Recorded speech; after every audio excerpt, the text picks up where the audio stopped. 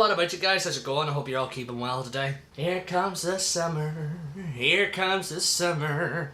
Summer is really upon us right now. It is very warm, very sunny, and very, very, very hot. But we needn't complain too much. It's nice to see, especially after what the beast from the east did to the entire UK.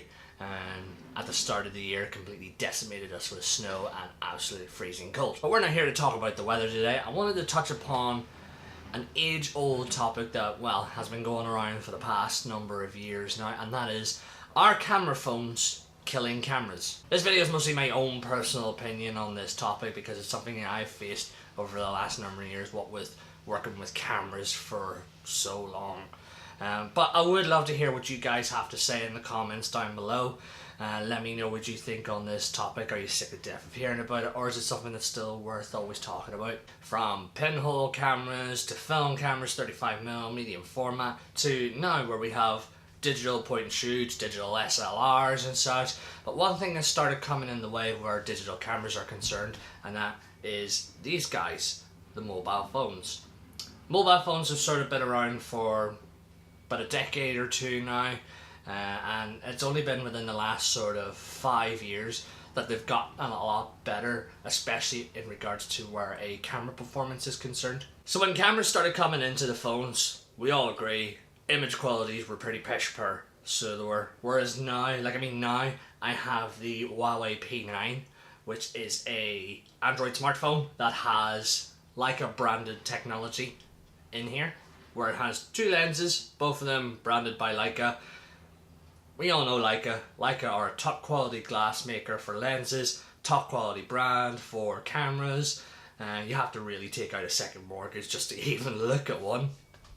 But a smartphone having something to do with Leica in it? What? And especially one thing that's also really cool on the Huawei, and what I'm starting to see on a lot of smartphones as well, is you can do likes of aperture controls and shutter controls. But what I've started seeing in a lot of camera phones these days is that you can now start doing aperture controls and shutter controls. Plus, you can either shoot in RAW and JPEG now. Before, we always known those sorts of things on high performance digital cameras like SLRs or now mirrorless cameras. It's hard to believe that a smartphone now has all these different sorts of things. I mean, like RAW files especially. Mobile phones have certainly made life so much easier. Right now I'm just walking to the shops, but I've got my Huawei P9 on my DJI Osmo right now. Whereas if I was to do this sort of vlog, I would probably have to haul an SLR or something like that, or if I wanted to, I could hire a production team just to record me walking down the street. So there's this advantage here with mobile phones. Yeah, sure, I don't exactly have a microphone or anything for this phone, like an external one, to make the sound quality better, but you know what? For this little quick clip, it does the job rightly, and especially with the DJI Osmo 2, helps keep everything nice and steady. Whew! It is absolutely boiling out there. Going back to what I was saying about the likes of aperture and shutter controls on smartphones, the reason why I'm doing this is because a lot of these sorts of things are simulated on smartphones, like the depth of field control just basically gives you more or less blur outs and such that simulate what the lenses might actually look like. So there's a bit of a grey area where phones are concerned, and especially now in this day and age, I'm seeing lots of photographers that are doing photo exhibitions and photo books and such, all just from photographs on their iPhone or their Android device.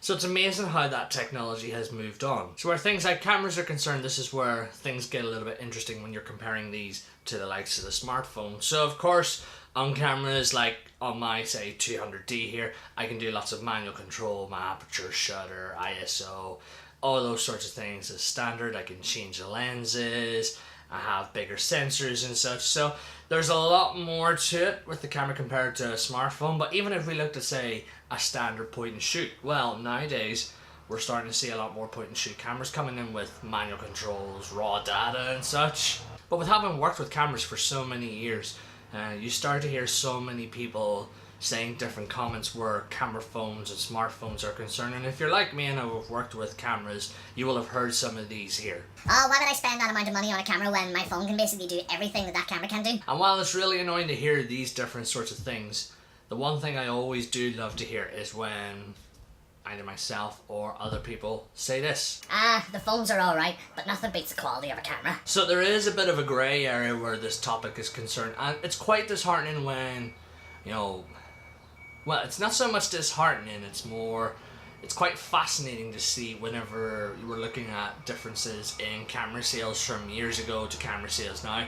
There's a bit of a decrease because of the likes of the camera phones and such. But I don't know if it's because of the camera phones or because people don't have enough money these days. It's hard to say. But when you're also seeing things like different manufacturers are closing down warehouses or stopping productions of cameras because they think that smartphones have taken over, that's why the sales haven't been happening. So like I say, it's a bit of a grey area on this topic, and I do love my P9, my Huawei.